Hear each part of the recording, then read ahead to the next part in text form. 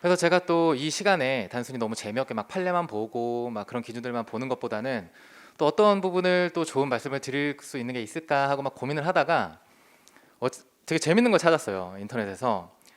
저희가 지금 이제 수험생의 그 입장에 있으시잖아요, 다들. 수험생이 뭐 저희 같은 전문 자격사들도 있고, 그리고 공직에 나아가시기 위해서 이제 공무원은 이 시험 치시는 분들도 계시고, 뭐 공기업 다니시려고, 공기업도 요새 다 이렇게 막 공부 열심히 하시더라고요. 뭐 이런 분야들이 있는데, 결국에는 어차피 이거 준비하시는 분들 전부 다 신분이 두 가지로 나뉘게 되죠. 첫 번째는 우리 모두가 꿈꾸는 합격생, 여기에 대비되는 건 장수생이죠. 자, 우린 이게 되면 안 됩니다, 그렇죠? 자, 근데 어떤 분이 이걸 분석을 해서 인터넷에 올리셨더라고요. 자, 합격생과 장수생에는 이러이러한 내용들에 대해서 이러이러한 차이가 있더라. 첫 번째가 공부 스타일입니다. 합격생은 철저하게 답습하죠. 답습이 뭐냐? 미리 잘 깔아놓은 공부 방법이라든지 이론이라든지 이런 부분들을 차근차근 배워 나가는 겁니다. 물론 여러분들 다 개성이란 게 있어요. 그리고 여러분들이 관세사가 되셔서 필드에 나가셨을 때 자기들만의 주 무기가 있고 나만의 강점들이 있단 말이에요. 그거를 수험생 때 펼치실 필요는 없어요. 예를 들어 관세 평가다. 여러분들의 생각이 맞을 수도 있어요. 판례보다. 왜냐면 판례라고 해서 제가 그때 말씀드린 것처럼 판례가 무조건 다 정확한 것들이 아니잖아요. 그리고 관세 평가는 워낙에 답이 없는 학문이다라고 이야기하는 사람들도 많고, 여러분들의 판단이 참신하고 탁 들어맞을 때가 있습니다. 실제로 저도 이제 심사 대리인을 오래 하다가 새로 이제 저희가 꼬마라고 표현을 해요. 꼬마 관세사. 이제 신입들이 딱 들어왔는데 딱 띄워놓고 막 회의를 3시간 4시간 하고 있었는데 그 친구가 탁 던졌는데 오! 한 거예요. 한 3명 4명에서 전부 다. 심지어 그때 제 위에 디렉터 계시던 분들도 야! 그거 괜찮은데? 그렇게 해서 논리를 펼쳐나가면서 의견서를 쓰는 적도 있고, 하여튼 그렇습니다. 하지만 수험생 때는 철저하게 답습하셔야죠. 속된 말로 너무 튀는 생각을 하셔봤자 수험생 때는 다 도움이 하나도 안 돼요. 철저하게 답습하셔야겠죠. 규정에 근거해서, 여러 사례들에 근거해서, 그리고 앞서 이미 합격한 많은 사람들이 놓은 논리들, 그런 것들을 답습하셔야죠. 하지만 장수생들은 뭘 합니까? 학자처럼 공부합니다. 학자. 수험생이 아니라, 예를 들면 이런 거예요. 우리 권리사용료할 때 85235는 관련성이 다 결여된다고 그냥 법조문에 딱 명시하잖아요. 그렇죠? 뭐 어떤 소프트웨어라든지 이런 게 있고 그런 것들이 매개체에 담겨서 들어와요. 그리고 85235로 한정하죠. CD나 USB 이런 것들 담겨서 들어올 때 수입 물품에 대해서 관련성과 거래 조건성을 판단할 때 85235에 해당하면 그냥 관련성 결여시킨단 말이에요. 그렇죠? 그런 데는 다 이유가 있어요. 그런 것 왜 이유가 있느냐 간단하게 설명을 드리자면, 여러 사람들이 연구를 했겠죠. 85235에 있는 것들은 다 집적 회로, 이런 회로들을 인쇄 회로 위에 뭐가 칩이 들어가고 쭉쭉쭉 저장 주 목적이란 말이에요. 프로그램은 눈에 보이지 않죠. 그냥 0101로 구성되어 있는 어떤 프로그래밍, 컴퓨터의 언어들이에요. 이런 것들 그냥 단순히 저장만 한다 뿐이지, 이게 아니라 다른 것에서 충분히 이 소프트웨어들도 다 들어갈 수 있고, 이런 등등등등의 논리로 인해서 그냥 85235에 들어가 있다라고 하면 관련성을 결여시킨다라고 법조문에서 그렇게 결정을 내린 거고, 우리는 그냥 따르면 됩니다. 근데 이걸 막 파기 시작해요. 왜 85235에 들어갔을 땐 관련성이 결여될까? 막 찾아봅니다. 뭐 자료를 찾았겠죠? 그걸 보면서 막 학자처럼 연구해요. 그러다가 이게 시험 문제 딱 나왔네. 와, 내가 아는 거다. 주구장창 씁니다. 배점 막 한 2점, 3점 돼 있는데 막 3페이지, 4페이지 써요. 뿌듯하죠. 하지만 다음 내년에 다시 이 자리에 와서 앉아 있게 되겠죠. 그래서 여러분, 학자처럼 공부하지 마시고 일단 철저하게 답습하는 식으로 수험생활 공부를 진행하시기를 바랍니다. 그리고 두 번째는, 자, 우선순위를 결정하고 공부를 해요, 합격생들은. 자, 예를 들어서 관세 평가라고 한다면 당연히 1방법이 제일 우선이겠죠. 그렇죠? 그리고 1방법 중에서도 제 개인적으로 이제 뭐 실제 지급 가격이랑 법정 가산 요소, 이런 것들 정말 굵직굵직한 것들, 이런 것들이 가장 메인일 거예요. 그러면서 추가적으로 살을 붙이면서 뭐 1방법 배제 이런 식으로 내려가고 블라블라 이렇게 내려갈 겁니다. 이런 것들은 뭐 저 포함 다른 강사분들께서도 이게 사실은 더 우선순위에 있다라고 말씀을 은연중에 계속 드릴 거예요. 혹은 예전에 한번 질문하신 내용 중에 대무역법, 외국한거래법 버려야 됩니까? 우선순위에서 후순위로 내려도 됩니까? 그때 말씀드렸죠. 외국한거래도 요거까지만 하고 나머지는 다 후순위로 벌어도 된다 등등등. 이렇게 우선순위를 철저하게 정하고 공부에서 볼륨이 크고 메인이 되는 차지하는 것들을 딱딱 잡아서 공부를 합니다. 합격생들은. 하지만 이들은 뭐예요? 우선순위가 명확하지 않죠. 그래서 전부 다 공부합니다. 그냥 전부 다. 근데 중요한 건 전부 다 공부할 때 들어가는 인풋을 다 똑같이 해요. 그렇게 하면 안 되는데. 그러니까 어떻게 돼요? 공부 시간만 디립다 늘어나죠. 우선순위를 철저하게 파악할 줄 아셔야 돼요. 그리고 우선순위를 혼자서 확인하기 힘들다라면 당연히 강사님들한테 도움을 요청하시면 되겠죠. 내 상황을 자기 스스로가 파악할 줄 알아야 되고, 내가 어느 정도 암기가 진행이 됐고, 내가 관세평가로 친다면 어느 파트가 좀 이해가 안 되고 센스가 약간 없는 것 같다, 내가 여기서 판단이 좀 떨어지는 것 같다, 이런 것들 끊임없이 본인이 공부하시면서 찾아내셔야 됩니다. 그러면서 우선순위를 잡으셔야 돼요. 그리고 뭐 여기서 내가 요거는 약간 공부 순서에서 중요도가 조금 다음이기는 하지만 이게 정말 죽어도 이해가 안 된다, 그러면은 한 번의 커리큘럼 때는 얘를 뭐 우선순위를 한번 올렸다가 다시 내리든지, 이런 공부 방법들을 끊임없이 고민하셔야 됩니다. 세 번째는 알고 모르는 것을, 여기는 명확하게 구분할 줄 알죠. 하지만 여기는 구분하지 못해요. 자, 방금 말씀드린 거에서 연장선상인데 주제들이 굉장히 많단 말이에요. 그럼 여기서 내가 명확하게 이해가 안 되는 것도 있고, 조금 다른 과목보다 혹은 이 안에서 다른 파트보다 내가 훨씬 더 딱 이해가 빠르다라고 하는 것들을 여러분들은 판단하실 수 있어야 됩니다. 여기랑 연결된다고 보시면 돼요. 그러면서 내가 모르는 것을 일단 명확하게 구분을 하고 네 번째로 이어지는 건데요. 그러면 이거를 판단할 때 여기는 구분해낸 거 있잖아요. 내가 모르는 것을 딱 집중하고 이거를 복습합니다. 근데 여긴 뭐냐면 내가 그냥 내가 이걸 안다 모른다를 명확하게 판단하지 않아요. 그러면서 내가 한 번이라도 들어봤다, 혹은 시험장에서 아리까리 했는데, 예를 들어 모의고사 친다고 해볼게요. 여러분들 이제 좀 있으면 모의고사 치실 거잖아요. 어떤 사료형 문제가 딱 나왔는데 예를 들어서 뭐 조건 사정이다. 근데 아리까리 해요. 뭔가 명확한 판단이 없어요. 찍었어요. 쭉 썼는데 모의고사 답 맞았네? 그럼 나는 안다고 착각합니다. 착각을 해요. 착각. 내가 안다고 착각. 여러분 이거를 구분하실 때 저는 이렇게 보통 표현을 해요. 다른 사람을 세워놓고 내가 이 사람한테 설명할 수 있으면 난 안다라고 판단을 합니다. 저는. 근데 내가 그 사람에게 이걸 전체적으로 설명해서 이 사람을 이해시키지 못하면 난 모르는 거예요. 혹은 스스로 이 부분에 대해서 쫙 글을 내가 쓴다라고 했을 때 어차피 우리 글을 써야 되잖아요. 글이 쫙쫙쫙 써지지 않고 쓰다가 이거 뭐였더라? 이게 내가 지금 판단하는 게 맞는 건가? 라고 고민이 드시면 제가 봤을 땐 그건 100% 아는 게 아니에요. 근데 어떻게 우연히 맞출 수는 있어요. 답을. 시험장에서가 됐든 모의고사장에서가 됐든 수업 시간에 스스로 잠깐 제가 막 떠드는 거에 대해서 저건 그거 같은데, 잘은 모르겠는데 그거 같은데, 똑같은 말을 하네. 오케이, 난 저거 아는구나. 그게 아는 건 아닙니다. 그래서 명확하게 자기 자신에 대해서 냉정해져야 돼요. 가끔 그런 분들 있어요. 자기 자신한테 굉장히 관대한 사람들. 나는 이걸 알고 있다. 혹은 나 오늘 열심히 했으니까 이번 주 좀 쉬어도 돼. 이런 자기 자신에게 관대하지 말고 자기 자신에게 냉정하게 판단을 하시길 바랍니다. 이게 사실 핵심인 것 같아요. 제가 봤을 땐. 최대한 자기 자신에게 엄격하게, 내가 조금이라도 헷갈리면 난 모른다라고 판단하고 그 부분을 체크해놓고 다시 한번 그 부분을 씹어 먹으려고 노력을 하고 달려들어야 돼요. 그렇지 않는 이상은 이쪽으로 갈 위험 요소 중에 하나가 되는 거죠. 자, 요 정도까지. 그리고 패턴화입니다. 패턴화. 합격생은 딱 단순한 생활 패턴을 딱 만들어요. 몇 시부터 몇 시까지 독서실에 간다, 뭐 한다. 근데 장수생들은 공사가 다 망하죠. 핑계들도 참 좋아요. 누구 결혼식이야, 누구 졸업식이야, 어디 집안 행사야, 등등등등. 자, 그런 분이 한 분이 있었어요. 되게 공부도 잘 하시고 뛰어나신 분이었는데 그분이 참 공사 다 망하신 분이 있었어요.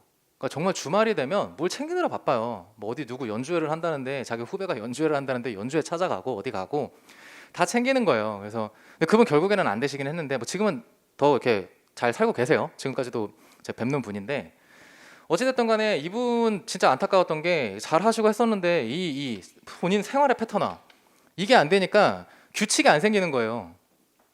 여러분 우리 시험이 딱 법, HS, 평가, 그리고 실무, 이렇게 시험이 진행이 되죠. 그러면 공부 순서도 나중에 돼서, 지금까지는 괜찮아요. 내년이 되면 공부 순서도 이렇게 맞추시는 게 좋아요.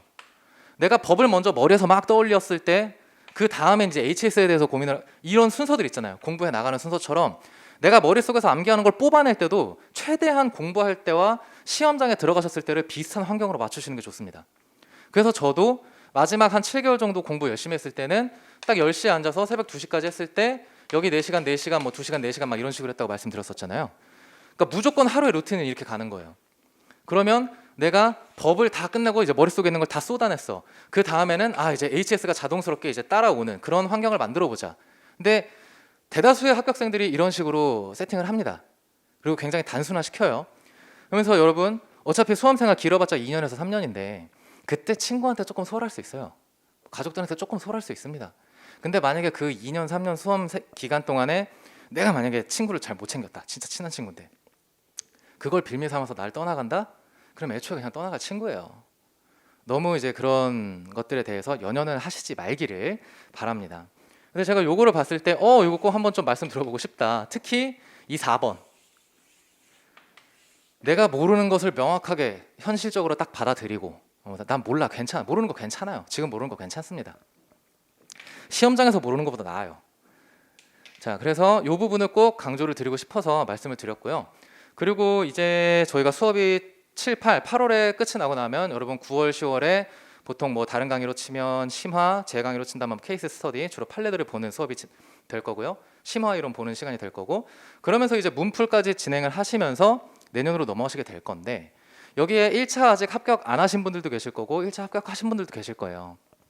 그러면 이제부터는 조금 달려야 될 때예요. 8월까지는 괜찮은데 여러분 9월 이때부터는 만약에 진짜 1차까지도 내년에 보셔야 된다라고 한다면 정말 달려야 될 시즌입니다. 9월부터는 확실하게. 그래서 만약에 1차를 같이 하신다라고 가정을 하면 9월에서 12월까지잖아요. 그리고 1월에서 3월이 있고 여기 4월에 아마 1차를 치겠죠.